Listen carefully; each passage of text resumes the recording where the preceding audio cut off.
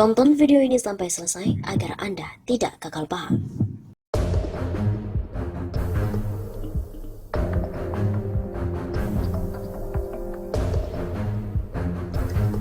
Pemerintah dan partai-partai politik Indonesia mengerahkan serta membiayai pasukan cyber di media sosial untuk memanipulasi opini publik.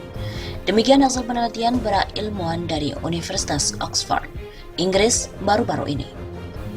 Pengerahan buzzer oleh pemerintah Indonesia juga diulas oleh dua ilmuwan Oxford, Samantha Birchall dan juga Philip and Howard, dalam laporan bertajuk The Global Disinformation Order 2019 Global Inventory of Organized Social Media Manipulation.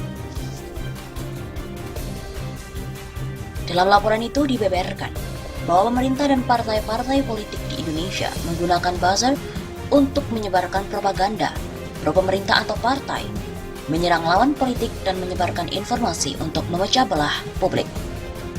Selain itu pun ditemukan juga bahwa di Indonesia, pemerintah dan partai-partai politik memanfaatkan pihak swasta atau kontraktor serta politikus untuk menyebarkan propaganda serta pesan-pesannya di media sosial. Sementara alat yang digunakan adalah akun-akun yang palsu yang dioperasikan oleh orang-orang dan oleh bot. Berdasarkan isinya, konten-konten yang disebarkan oleh pemerintah dan partai politik di Indonesia terdiri dari dua jenis. Informasi yang menyesatkan media ataupun publik, dan yang kedua, memperkuat pesan dengan terus-menerus membanjiri media sosial dengan tagar. Para buzzer di Indonesia, menurut penelitian itu, dikontrak oleh pemerintah atau partai politik tidak secara permanen. Mereka lazimnya dibayar di kisaran harga 1 juta rupiah sampai dengan 50 juta rupiah.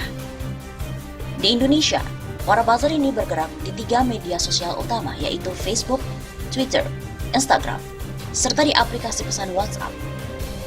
Para buzzer belum banyak bergerak di YouTube. Para peneliti dalam laporan ini secara umum menemukan bahwa manipulasi opini publik memanfaatkan media sosial dilakukan oleh 70 negara di seluruh dunia pada 2019, naik dari hanya 48 negara pada 2018 dan 28 negara pada 2017. Penggunaan propaganda komputasional untuk membentuk perilaku publik via media sosial sudah menjadi umum, sudah bukan lagi aksi dari segelintir aktor jahat, tulis para peneliti dalam laporan itu. Cina, menurut penelitian itu, adalah negara yang paling aktif dalam propaganda di media sosial. Tidak hanya mempengaruhi publik di dalam negeri, propaganda Cina sudah menyasar halayak global. Pada 2019, pemerintah Cina mulai menggerakkan platform media sosial global untuk mencemarkan perjuangan demokrasi di Hong Kong. Bunyi laporan itu lebih lanjut. Temuan menarik lain dari laporan itu adalah bagaimana Facebook menjadi alat utama yang digunakan oleh pasukan cyber di seluruh dunia.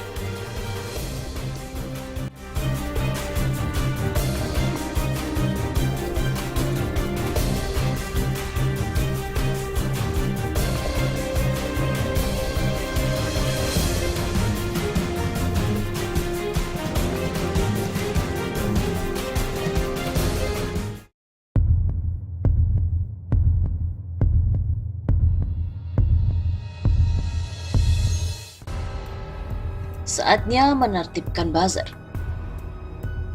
Tingkah buzzer pendukung Presiden Joko Widodo makin lama makin membahayakan demokrasi di negeri ini.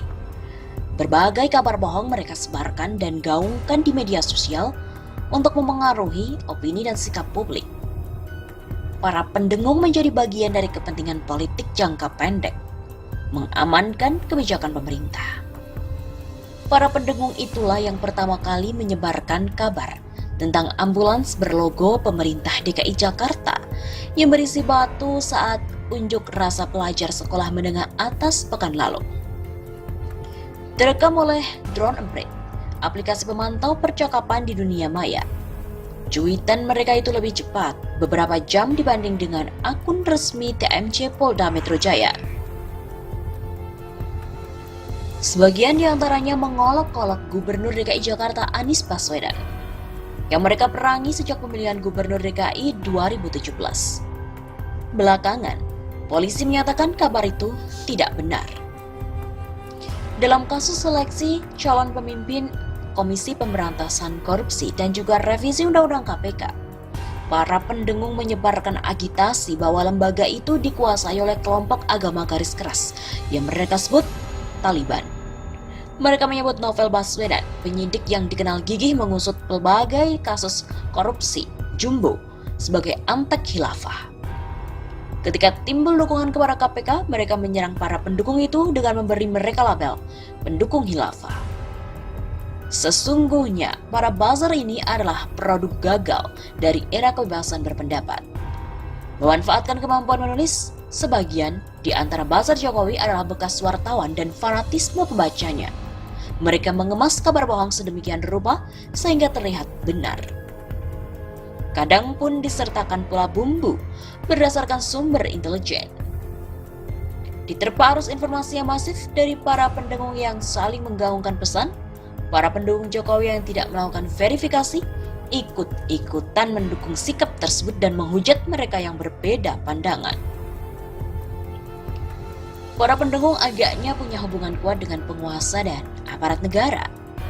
Mereka bisa dengan mudah mendapatkan profil pihak yang dianggap sebagai lawan, seperti kartu tanda penduduk, nomor telepon, bahkan jenis telepon seluler yang digunakan.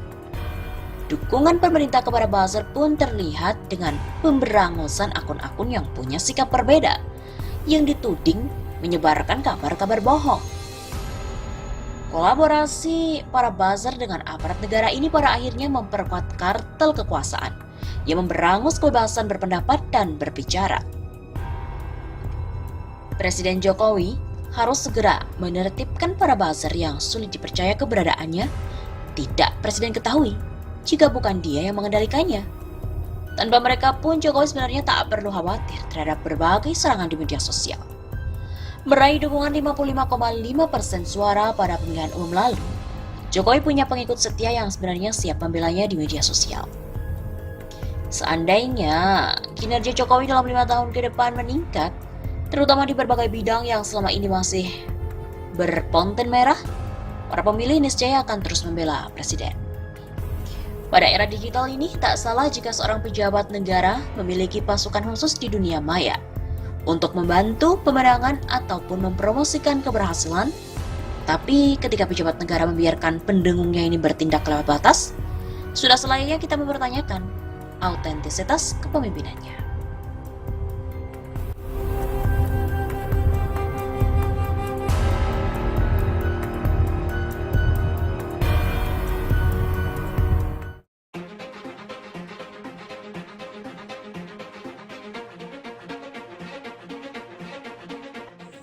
Denny Siregar jadi buronan anak STM.